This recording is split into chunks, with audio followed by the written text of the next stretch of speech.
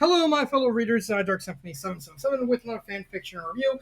As always, a link to the story will be in the description below. Please like the video, subscribe to the channel, click on that bell for notifications, leave a comment in the comment section below on your thoughts on the story, and finally, listen to my opinion is not indicative of the world, so please respect that. So, the story I am doing a review of today, it is The Voice of the Sun by technically Lev the Lurker. I actually explained that later because there's a lot that can be talked about in this story.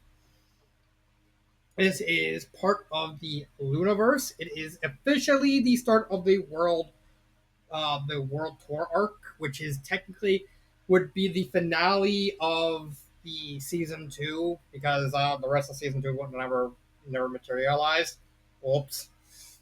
Oh, my bad.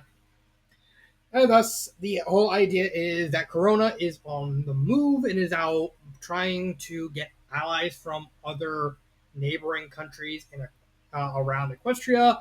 And Luna is going to be sending various members of the main six to kind of deal with that and try and hope that they stay loyal to Equestria so that way they can withstand Celestia doing crazy Celestia things. In this story, they go both Lyra and Raindrops go to the Griffin Kingdom, a kingdom I think that's based off Viking culture. I think it. I'm honestly just guessing, and they're there because they find out that Corona has sent an envoy, the titular voice of the sun, to try and convince the Griffins to work for Celestia. Now, with the plot, I actually really genuinely think the plot is good. It delves a lot into the culture of Griffin kind as well as how they implement it. Technically, both Lyra and Raindrops, the representatives going, were asked to come there by a man named Quizzing. Now, Quizzing is actually part of a larger group of ponies that have been, let's just say, not had the best treatment, especially in regards to the Night Court. Basically, the Griffin Kingdom was a sort of dumping ground where the Night Court would manipulate people, and it's like, I don't have no use for anymore, to just dump whoever they is in their way or whoever they kind of just don't need anymore because they outlived their usefulness. They kind of just dump them there and just leave them there and ignore them. What happens? Well, the embassy slowly gets corrupted. I'm technically going near the end of the story because it's not this detail doesn't happen until the end of the story. But they become convinced that to work for Corona, mainly because they're really, really sick and tired of the Night Court. Again, this is technically it ties into the Night Court plot, but at this point, the Night Court plot as a whole is pretty much finished. And also the people here are unaware that Luna is like basically putting her foot down on the Night Court as a whole. So Quizzing, under orders from the Voice of the Sun, manages to get two of the elements in here, so that way they can kind of just so they can deal with them and remove the only obstacle that Celestia has of taking over Equestria as a whole. She's tired. So they get to, but okay. So earlier in the story, Lyra and Raindrops get to the Griffin Kingdoms. They make the king. They run into Gilda because in the Lunaverse, Gilda and Raindrops are actually kind of friends because of Griffin culture. Basically, if you didn't read Griffin Over the Line from season 1, Griffin and Gilda and Raindrops basically beat the shit out of each other. And then once Gilda was like, "You hit hard for a Pegasus, yeah? What of it?"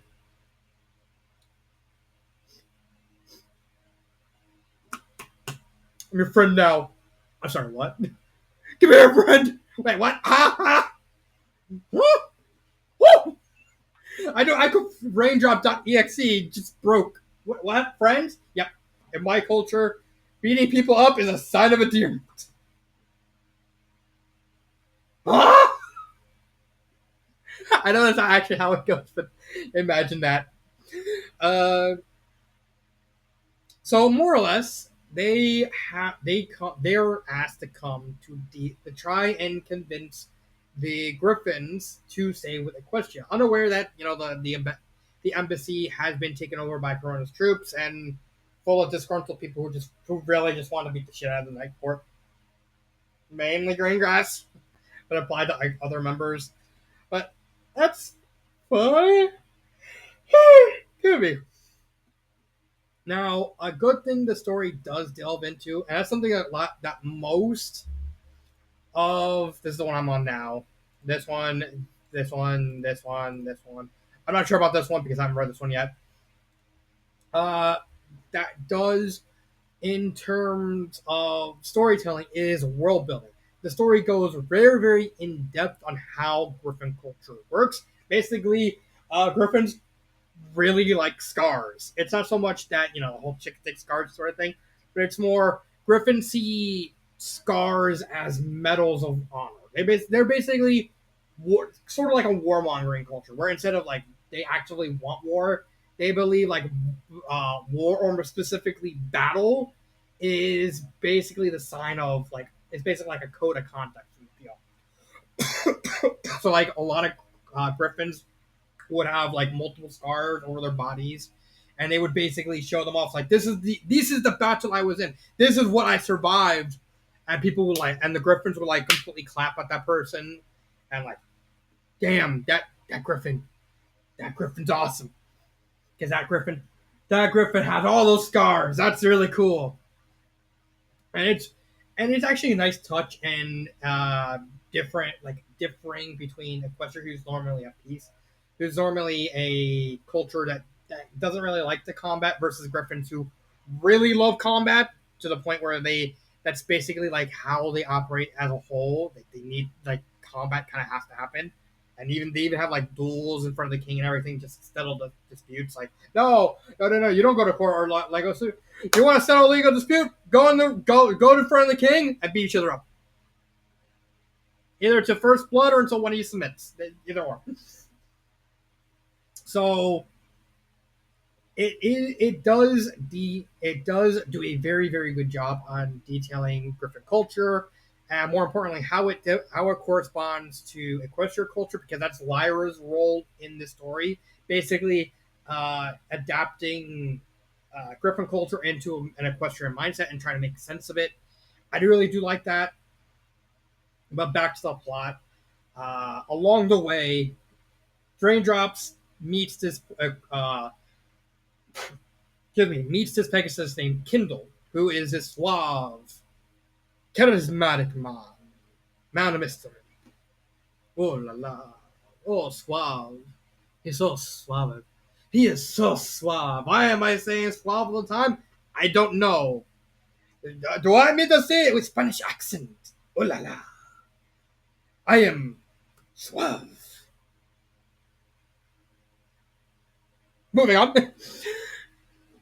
So Mr. Suave said that Kindle basically manages to woo Raindrops and kind of gets her to crush on him.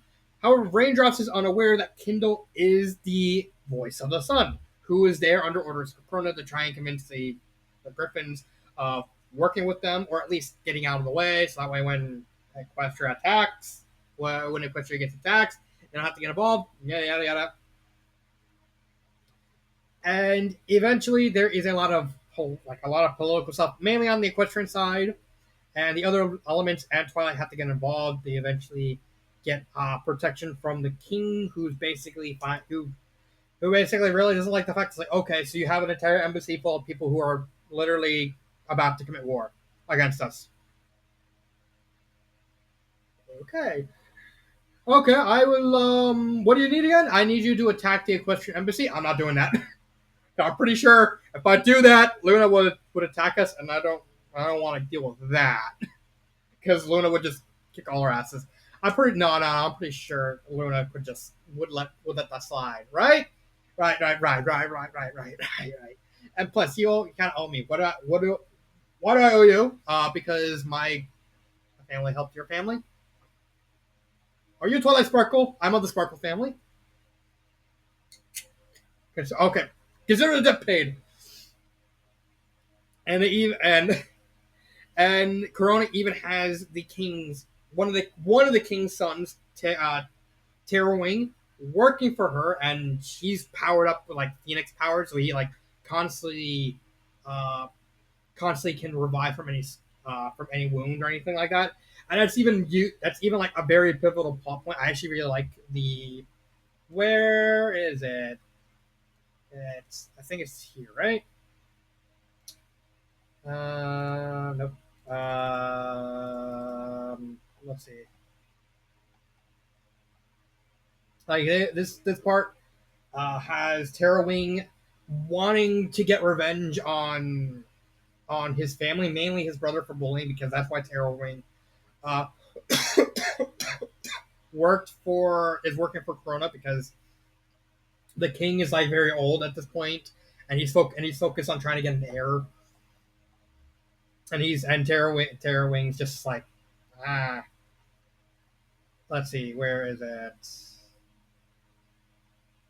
Yeah, so Terra Wing defeats not only his older brother, but also his brother-in-law and his older sister.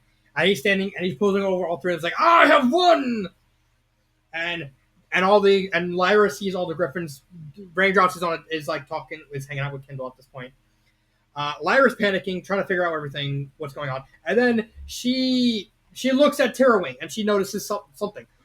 Unscarred. Where are his scars? And that's how like using Griffin culture in like a very creative way, like showing like, oh, he, the Terry won. Yeah, he won, but he doesn't have scars. It's not so much the battle that Griffins respect; it's the scars themselves. Terry heals. That includes the scars. He can't scar anymore, which means he can't have any of those like those pseudo medals of honor that Griffins really respect, and that causes the king like, oh, yeah, well, you don't have scars, but I won. True, but where is the honor in a fight you can't? Where is the honor in a fight you can't lose? Shut up, pony. Make me. Shut up now. And it's really clever how the story ties everything together. I was convinced that there's going to be like too many moving elements going on to kind of, and the plot will kind of become like a hodgepodge, a little mess of a hodgepodge. After reading it again after all these years, I think this story's really good in terms of a plot point, and I think it all comes together very well. Like all the nuances, all like Lyra learning about the cultures and like learning how they work and interact and everything. Raindrops, raindrops in the Kindle little storyline that happens like periodically until Kindle reveals himself willingly to Raindrops that he worked for Corona, and she's like, "Oh God, I gave my virginity to you." I mean, you willingly gave your virginity to me.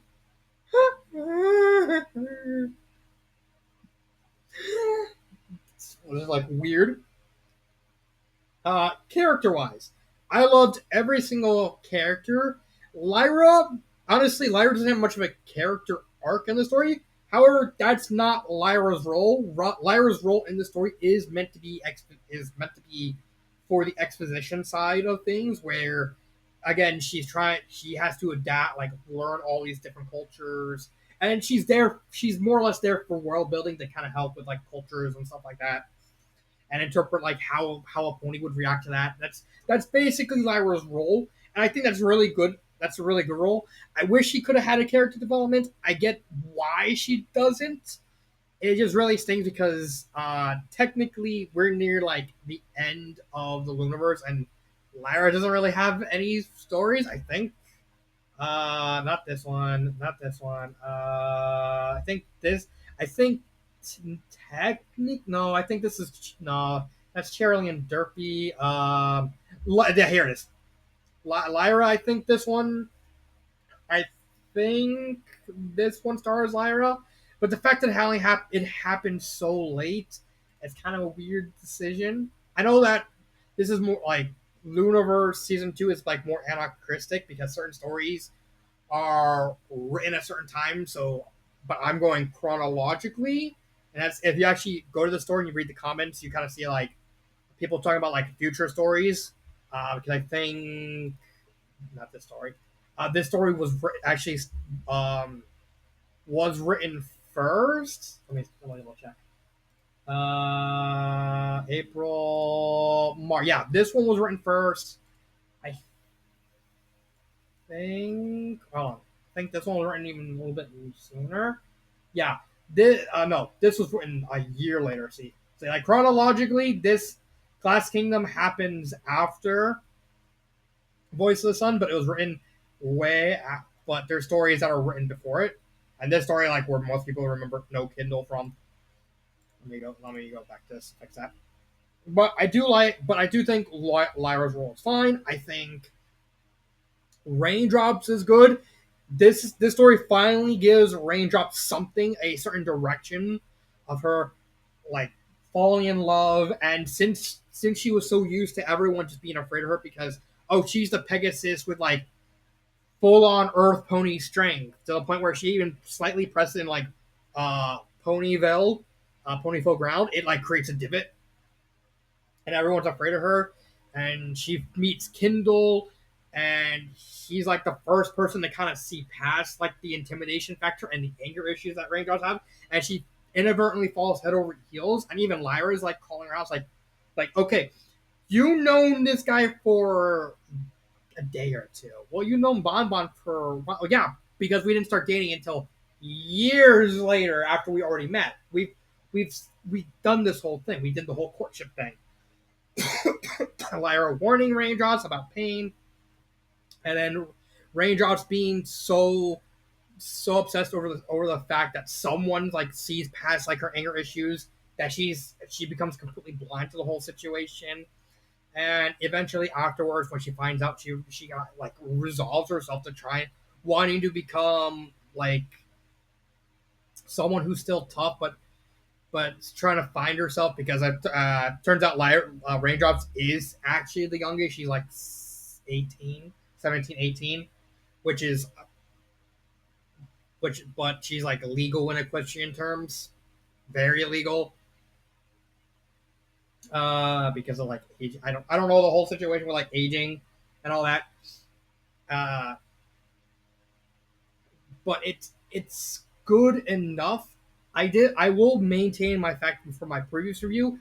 It's going to take a lot for Raindrop's character to get fixed. This is a step to the right direction because this story gives her a direction to go. Like, oh, she got betrayed because she became so obsessed with like the idea that someone saw past her anger issues that oh she blinds herself.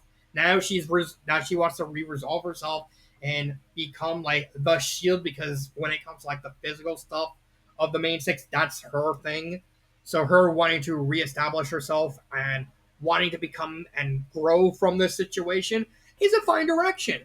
Again, it comes from the it is something to start with, but consider the fact that it's so late because it's like after this there's only like 8 stories left. There's not much that can be done with her character because I think she doesn't really do much here, mainly because this is mainly a Charlie story. I know apparently she has like a starring role in this. I don't know for sure. And that's it. It's really just this and this. And I don't know about this yet. So I so the so I at least congratulate the author for finally doing something with the character Raindrops. It's a little too late, but you know, better late than never, more or less. I think Kindle was fine. He works as a minor antagonist. Terror Wing is fine. Smoke, the little a female pony who kind of hangs out with. Kindle, who's basically acting as like his personal shield because she's like an illusionist sort of thing, and also the fact that she crush is like only following them because she has a crush on Kinder, but like Kinder sees Smoke as like a sister, which is like friend zoned and all that. Uh,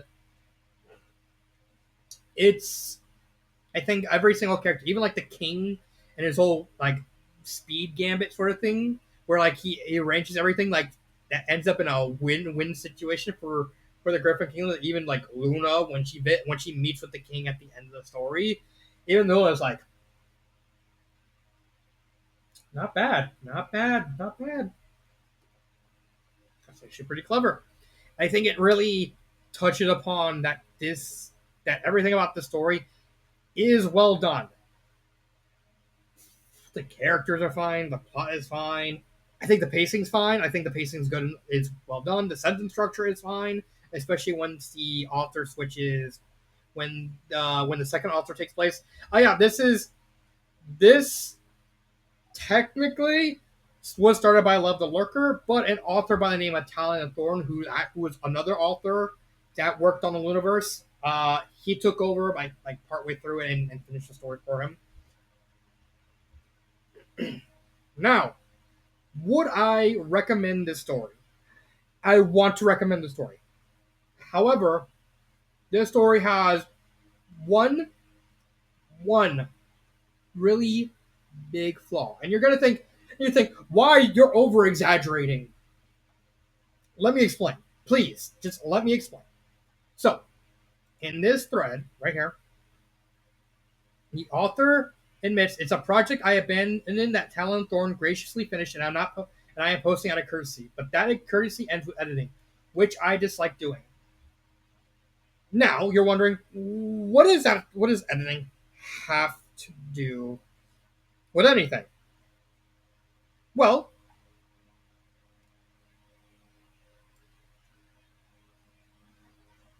the sentence, partway through chapter 4, well, near the end of chapter 4.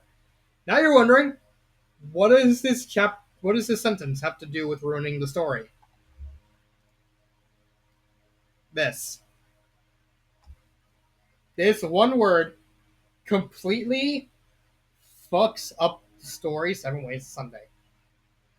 Now you're wondering, why does that one single word fuck with everything?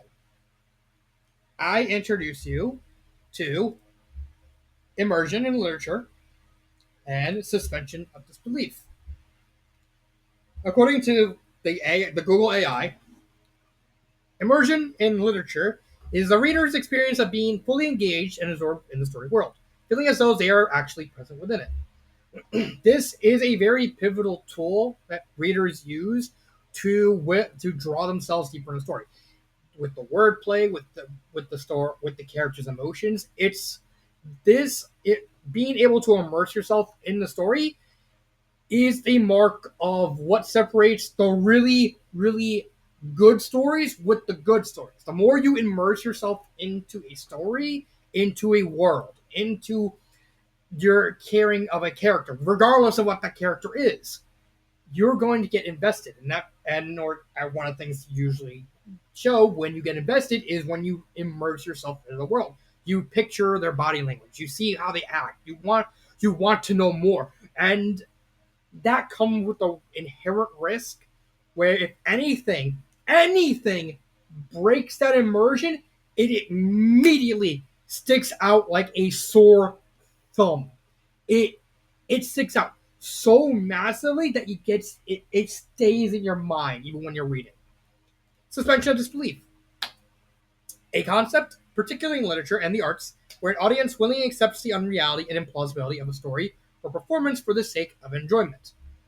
What do these terms have to do with this sentence? I will tell you. Us, as the reader, know that the voice of the sun is Kindle. The story makes it very blindly clear. It doesn't try to hide the fact. They're both Pegasi. They're both red. They are both very charismatic, and both of them also constantly stare at raindrops.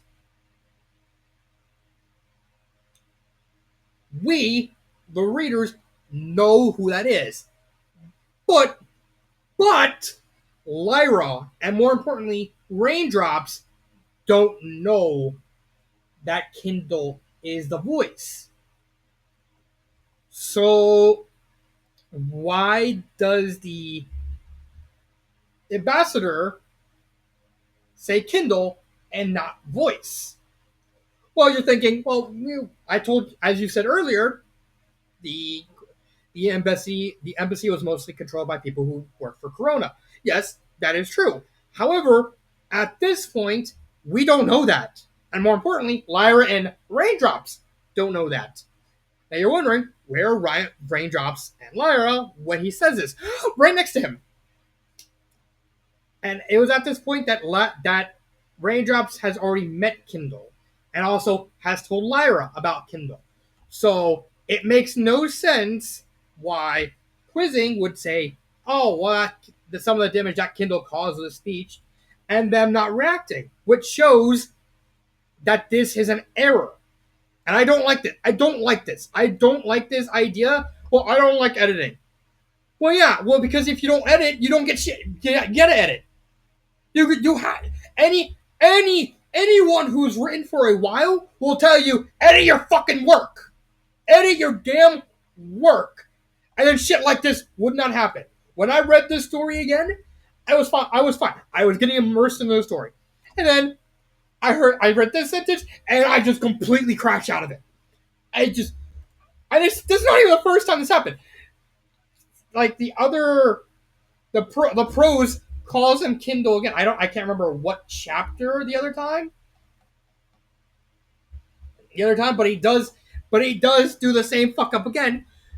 So it's like you can't do this shit. You can't say I don't like editing, because if you can't edit, then you'll get fuck ups. Okay, fine, minor grammar errors or sentence structures, like a run on sentence, or even fucking up punctuation, because you can see right here, this story has like a lot of grammar errors. Like you can see right here, ends with a comma instead of a period.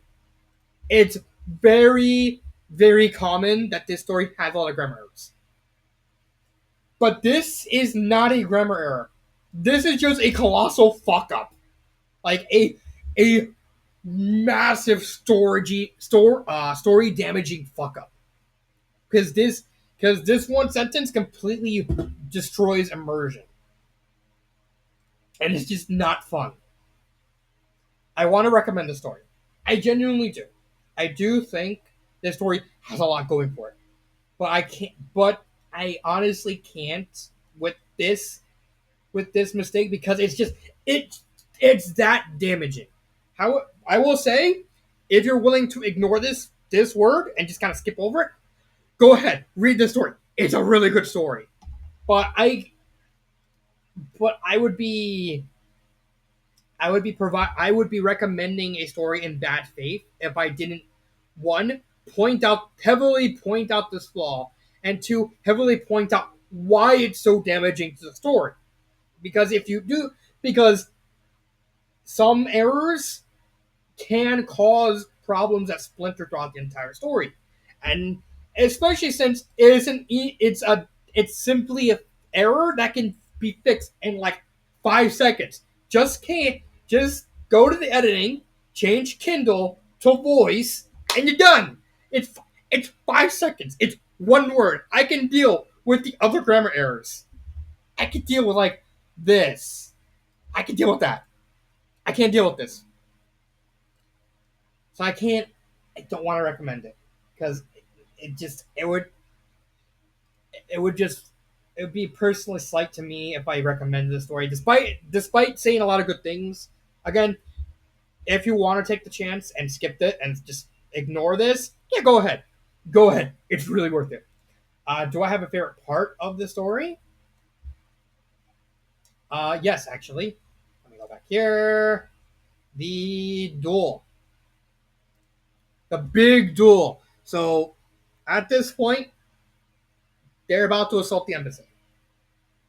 They're when the voice smoke and Terrorwing show up with a bunch of girls guards, issuing, "No, you're not gonna attack the embassy." They start arguing, and they're about to square up when the king said, "We do it like griffins. We duel both sides, 2 or 3 champions." So on the equestrian side, we got Gilda, Lyra, and Raindrops, and on Corona side, we have Terrorwing, The Voice, and Smoke. And we get this really, really well done fight where they just completely ignore Voice because they all realize, yeah, Voice is just kind of a wimp. And they gotta deal with Terry. And most of the fight is just Gilda and Raindrops just double teaming Terry and then realizing, how the fuck are we gonna take him out? And Raindrops gets an idea where she decides, wait a minute, his revival powers are caused by fire. Got an idea. And at this point, near the end of the duel, she's completely banged up. She has a broken hoof, like her hoof chipped, and she makes a cloud. Like she notices that there's some clouds on above the fight. She goes around, asks Gilda, please just stall him. It's like, I'm trying. I'll stall him for a little bit longer. Raindrops manages to use her Pegasus magic to create a rain cloud, hits it over Terry, and extinguishes him. And then she just goes to the cloud, just clotheslines him right into the ground. And then, oh my god. And then she's like laying down on the ground, and she's like, okay, he's not bursting in fire. Thank God. And then Terrorwing just goes and starts strolling to Raindrops, and he's like a bum leg, and he's covered in bruises, and he has a swollen eye. And they like square each other up, and they just stare at each other. And even like Terrorwing, like even like honors, like legitimately respects Raindrops. Like, you fought well, but it's over. I can't be beaten. It's not over while I'm still fighting. And then Terrorwing actually like salutes her. It's like, never surrender. And then they just charge each other, and then they just basically they punch each other like in midair.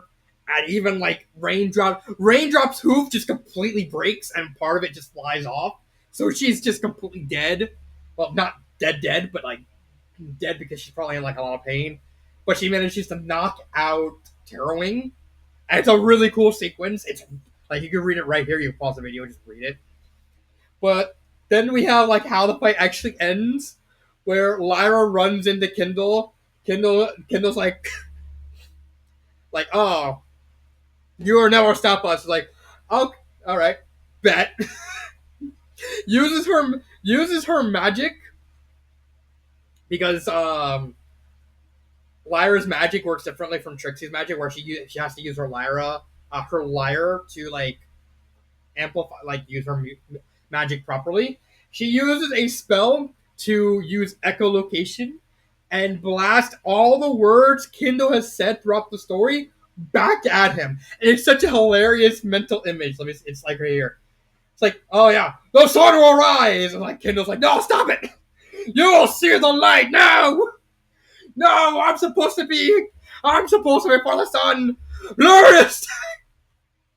And it's very funny from a like literary standpoint, because the whole point of Kindle is that he's supposed to be very hypocritical, because he's basically a cult leader, but he just does what Celestia says, because he's not like all there. He's like mentally insane, and he also doesn't really like when his own words are thrown back at him.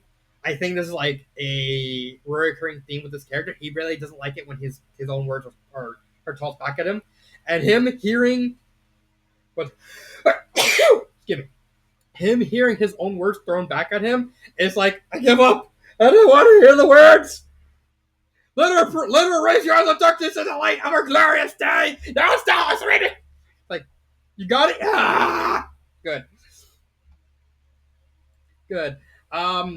Yeah, that's a really well done fight sequence. It's lengthy enough. It has a lot of moving pieces. I didn't even talk about the whole thing, like with Lyra and and Smoke going off, or like Smoke using her being an illusionist herself, but not as good as Trixie, and even Lyra, like learning a lesson, like remembering a lesson, like how Octavia did like her hearing things, but like Octavia has like super hearing. Uh, what would I fix? Where is it? Uh, I can't just fix this. Okay, just change just the voice. I know you can't because look, you just like doing this because you're an idiot and you just don't want to do it. I know. I'm sorry. I called you idiot. It's just this is just downright disrespectful because I could think of a dozen authors who will happily edit even if they don't like it. Editing is an important job to being a writer. But yeah, just fix this. 5 seconds. You're good. Yeah, that's all I have to say about the story. This has been Dark Symphony 777, and cut.